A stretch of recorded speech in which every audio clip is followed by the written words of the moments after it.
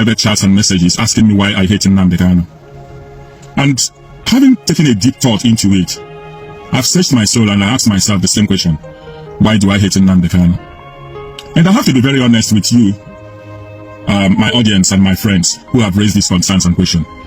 I hate Nnamdi Kanu because I do not understand how a man who was comfortable in the United Kingdom, had everything coming for him, could sacrifice his happiness, that of his children and his wife, and even sacrifice his parents and a lot of loved friends that we have known over the years. Some of these friends traveled with him to Nigeria and they were in his village. And most of them were tied down right inside his house. And I remember when the army started shooting, I placed a call to him, to a friend, because I couldn't get him on phone. And I asked them, I said, these guys are about attacking your house and your father's compound. Can you find a way of escape? And the guy who took the phone to him, and I could hear Nnamdi Kanu right inside the house there saying that he is not going anywhere, that he will stay there and die with his people. And finally, I think they managed to rescue him out of that building by force, and the rest is history. But then I began to think deeply, why I hate Nnamdi Kanu.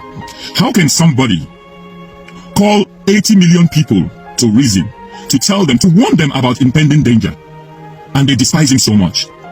How can somebody educate the Hausa people who joined the Fulanis in 1967 to kill 3 million of our people? How can he be talking about the Benue people and the Plateau who stopped the train coming from the north and removed our people and pillaged them? How can he want to defend the people who killed Kanu and Zogu? I just could not understand it. I just could not understand how Nnamdi Kanu was able to find 132 settlements of the jihadists or the terrorists in our territory. And he was calling everybody that had ears to hear that these people have started taking positions around our riverbirds and that an attack was imminent. The governors heard him say it. The elders of Igbo land heard him say it. The shameful senators then, they heard him. The House of Reps, people from the southeast, the clergy, everybody heard when Nnamdi was calling. But nobody paid heed to him. Everybody abandoned him.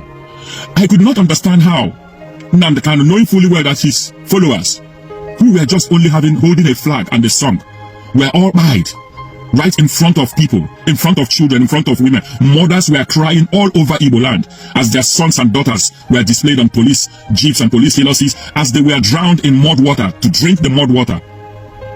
I just would not understand how such a person could board a plane and went back to Nigeria and was arrested because he wanted to save his people. Nnamdi Kanu might have used certain languages that are unacceptable to certain people. But one thing that I hated Nnamdi Kanu for was his love for humanity, his love for justice, his love for equity, his love for understanding, his love for truth. And I remember him saying something which has always been in my heart up to today. He said, no matter how many people believe in a lie, that it will never change to become truth. And what is happening today? The lies that we've told ourselves since 1960, believed by over 200 and something million people, has the lie become truth today? No. All over Nigeria, we are seeing the failing of every infrastructure, every agency, every government department. There is a massive overhaul, over 100% failure in structure, in process and procedures. Nigeria is collapsing right before our eyes. Nnamdi Kanu warned. He talked about the migration of these people who will come to claim that they own Nigeria. Nnamdi Kanu talked about the people who, the Easterners in the military. He told them that they will be targeted. And look at what happened with Oba. He was mowed down. He was fired.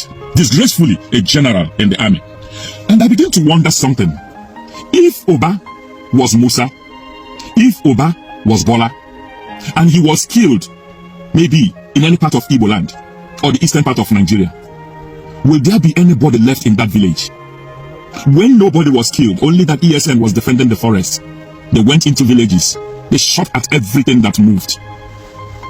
Another thing that I hated Nnamdi Kanu for was when Buhari said that there were no Fulanis in our forest. I would have expected Nnamdi Kanu not to set up ESN, but to privately, secretly, set up a structure that would go into the forest and have a party with these same people that Buhari said they did not exist. Buhari wanted Ruga. He was pushing these people into our forest. There was a forensic analysis of all the settlements of these people in Igbo land. It was 132. We all saw it. The map was there. But what crime did Nnamdi Kanu commit? He committed a crime because he was expecting the cowards of Igbo land, the weak men in government, to set up a security structure that will deal with this impending doom. Instead, they wanted to buy Nnamdi, and not the people who had come to buy them. We saw the massacre in Enugu villages. It was evident, it was clear, that the governor of Enugu State, who lacked erective testicular fortitude, could not even act when he called on the 82 Division. They could not act after the activity. They now went to protect the people against a reaction.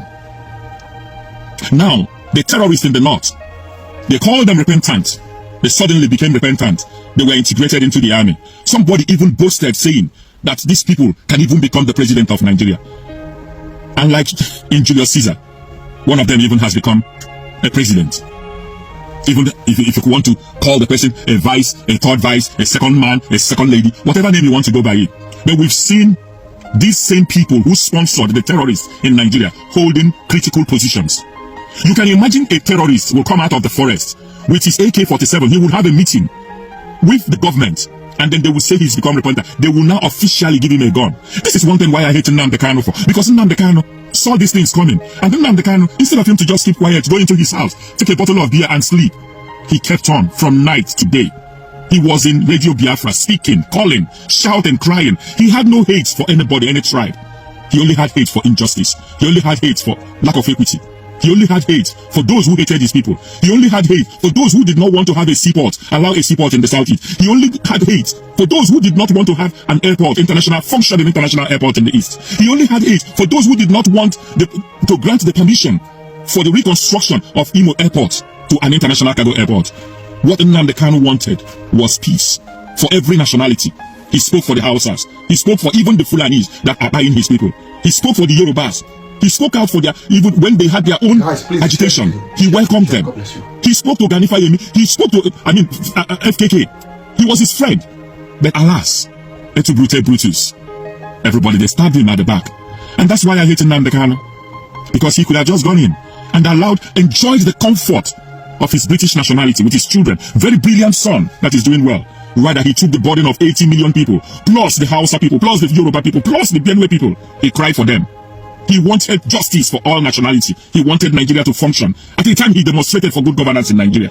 But what is happening today? The politicians, the same people that he wanted to save, now hate him.